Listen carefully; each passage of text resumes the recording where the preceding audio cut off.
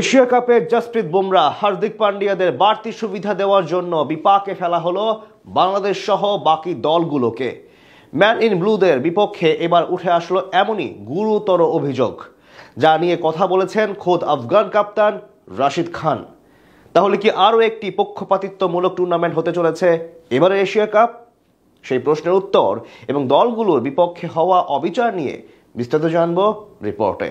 ICC কিংবা এসিসির event মানেই যেন কোনো একটি নির্দিষ্ট দলকে অধিক সুবিধা দিতে উঠে পড়ে লাগে ক্রিকেট নিয়ন্ত্রণ সংস্থাগুলো, যার ব্যতিক্রম দেখা যাচ্ছে না 2025 আসরে। চলমান এশিয়া কাপ নিয়ে এবার উঠে এলো গুরুতর অভিযোগ। জসপ্রীত বুমরা হার্দিক পান্ডিয়াদের বিশেষ সুবিধা দিতে বাকিদের ক্ষেত্রে অবিচার করছে এশিয়ান ক্রিকেট কাউন্সিল, যা নিয়ে কথা শুরু হয়েছে নানান মহলে। প্রতিটি বহুজাতিক আন্তর্জাতিক টুর্নামেন্টে বিতর্কের শীর্ষে থাকে ম্যান ইন ব্লুরা। প্রতিবার ক্রিকেট বিশ্লেষকদের অভিযোগে বুড়ো আঙ্গুল থাকে তাদের দিকে।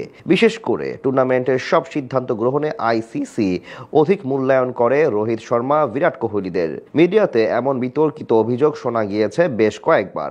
এছাড়া টুর্নামেন্টগুলোতে তাদের চ্যাম্পিয়ন করার জন্য বিশেষভাবে পরিকল্পনা তৈরি করে আইসিসি ও এসিসি।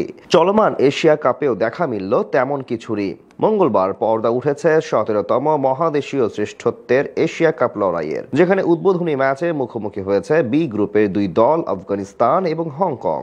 এর আগে দুবাইতে সব দলের অধিনায়কদের নিয়ে আয়োজন হয় ফটো সেশন অনুষ্ঠান, যার পাশাপাশি রাখা হয় ক্যাপ্টেন্স মিট ও প্রেস মিটিং। সেখানে গুরুতর অভিযোগ তোলেন আফগানিস্তান জাতীয় দলের অধিনায়ক রাশিদ খান। মূলত টুর্নামেন্টের উদ্বোধনী প্রোগ্রামটি রাখা হয় দুবাই আন্তর্জাতিক ক্রিকেট স্টেডিয়ামে, যেটি কিনা প্রথম ম্যাচের ভেন্যু আবুধাবির ক্রিকেট স্টেডিয়াম থেকে প্রায় 130 কিলোমিটার দূরে।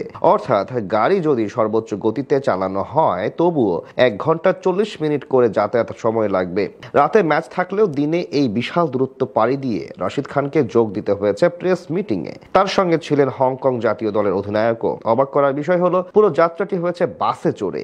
এমন ভ্রমণ ক্লান্তি নিয়ে কয়েক ঘন্টার ব্যবধানে মাঠে নামতে হয়েছে এই দুই দলের অধিনায়ককে। একটি বহুজাতিক টুর্নামেন্টের আগে এশিয়ান ক্রিকেট কাউন্সিল এমন কাণ্ড অবাক করেছে সবাইকে। তাছাড়াও একইভাবে এই দূরত্ব অতিক্রম করতে হয়েছে লিটন কুমার দাস ও শ্রীলঙ্কার অধিনায়ক চারিত আসালাঙ্কাকেও। তবে ব্যতিক্রম ছিল ম্যান ইন ব্লুর অধিনায়ক সূর্যকুমার যাদবের ক্ষেত্রে। যেহেতু বর্তমানে তারা দুবাইতে আইসিসির একাডেমি মাঠে অনুশীলন করছে এবং গেল 4 তারিখ থেকে এখানেই অবস্থান করছে, তাই বাকি দেশের প্রতিনিধিদের আনা হয়েছে তাদের কাছে।